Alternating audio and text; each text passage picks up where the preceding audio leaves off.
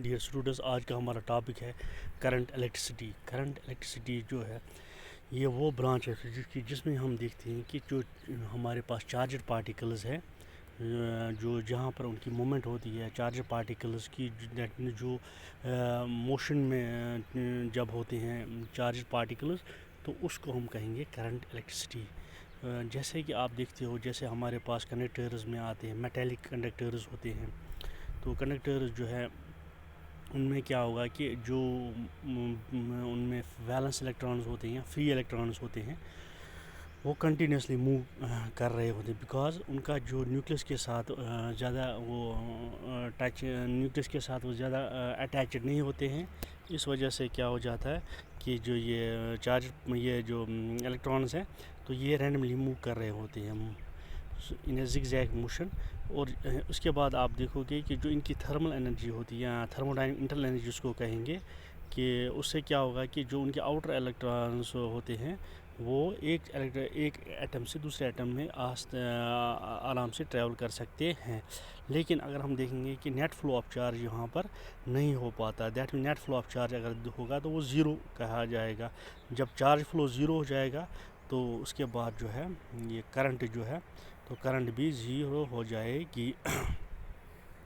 सो अब इसके लिए हमें क्या करना पड़ेगा कि हमें जो है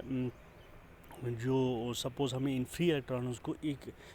पर्टिकुलर डायरेक्शन में मूव कराने के लिए from one end to another end को मूव कराने के लिए हमें क्या करना पड़ेगा, हमें इनको एक this we have to apply this electromotive force. So electromotive force actually what is that, it is not the force, ये फोर्स नहीं है, but it is a work done, it is a work done कि जो हमें काम करना है, and that means we have to do an amount of work done in carrying a charge from one point to another. So इसको हम कहेंगे flow of electric current कब होगा, जब हम एक चार्ज को वन एंड से दूसरे एंड तक उसको मूव करा सकते हैं। इसी तरह से अगर हमारे पास नेट चार्ज को वन एंड से दूसरे एंड पे फ्लो हो जाएगा तो आई हमारे पास जो करंट है वो आई का वैल्यू कितना होगा, that is amount of charge per unit time. Charge को हम कूलम्स में, टाइम को सेकंड, तो आई को हम एम्पियर्स में मेजर करते हैं। इसके साथ साथ अब हम देखते हैं कि जो हमारे पास जो रेट ऑफ फ्लो अगर हमारे पास यूनिफॉर्म नहीं है,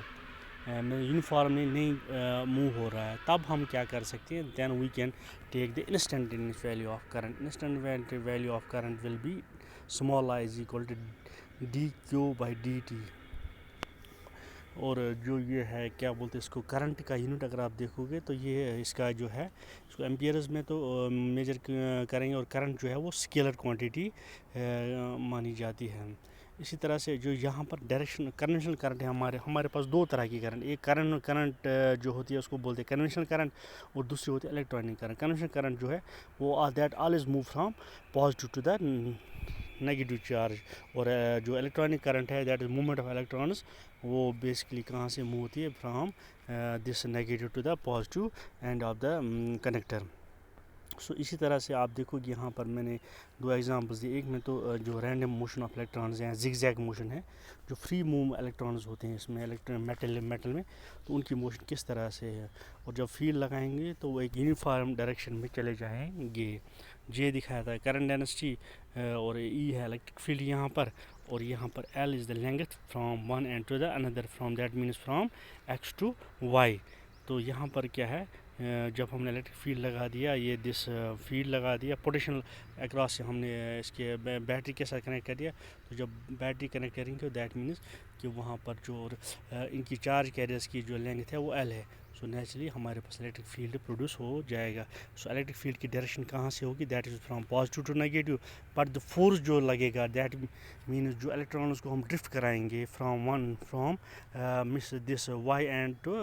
दिस क्या बोलते हैं इसको एक्स एंड तक। सो इलेक्ट्रॉन्स मूव करेंगे from Y to X, that in a direction opposite direction of electric field.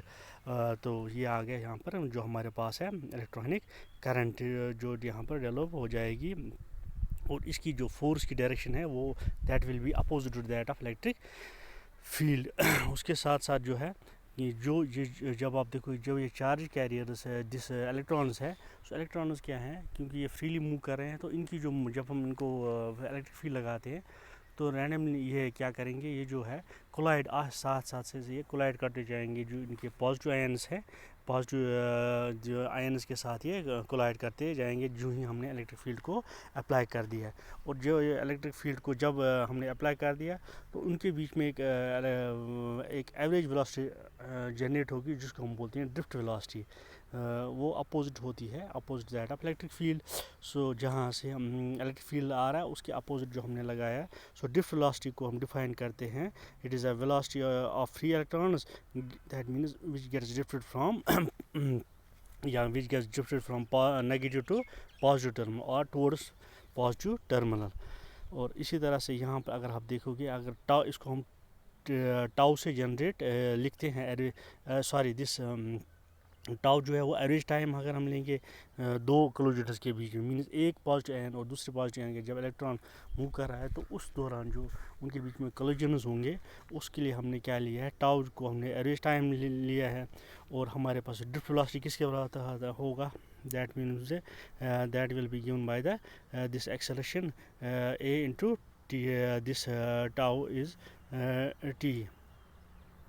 और यहाँ पर क्या होगा, तो फोर्स किसके बराबर होता है, फोर्स जो है हमारे पास as we know as per Newton's this law of motion, force is equal to mass into acceleration. और फोर्स जो है in case of here force is also equal to that means small e charge on electron और this e electric field which is further equal to m into a, because दोनों force है तो इनको हम compare कर सकते हैं। तो e into E small e into capital is equal to m into a. और वहाँ से क्या आ जाएगा हमें, ए किसके बराबर आ जाएगा, a is equal to e small e charge और electric field e divide by m, और mass is the mass of electron small m. और वी डी जो हमने फर्स्ट को जिसको हमने असाइन किया है, तो वहाँ पर हम ए का वैल्यू जो है सबस्टिट्यूट करेंगे, तो वो आएगा E into E by M into tau this time T. तो इसका जो है जब हम सबस्टिट्यूट वैल्यू करेंगे ए का, तो वहाँ देखते हैं हम इसमें फर्स्ट में अगर हम सबस्टिट्यूट ए का वैल्यू करेंगे तो वी किसके बराबर आएगा, that will be equal to E into E M by tau. और वी डी को हम लिख सकते हैं किसके बराबर, म्यू इंटू ई। और जो म्यू है इसको बोलते हैं मोबिलिटी ऑफ इलेक्ट्रॉन, और इसका जो है वैल्यू है वो किसके आएगा, E into tau divide by M. तो ये आज का टॉपिक था, hope you have understand, thank you very much.